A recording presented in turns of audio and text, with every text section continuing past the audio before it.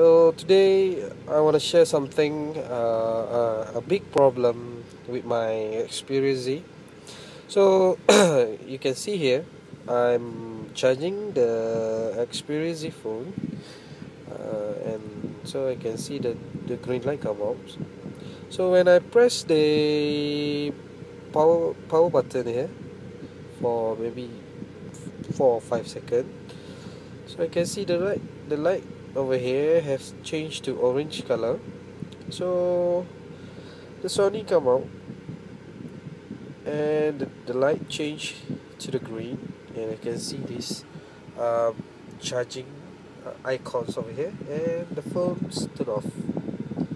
So I was hoping if you guys can help me, please let me know the step to solve this problem. Thank you.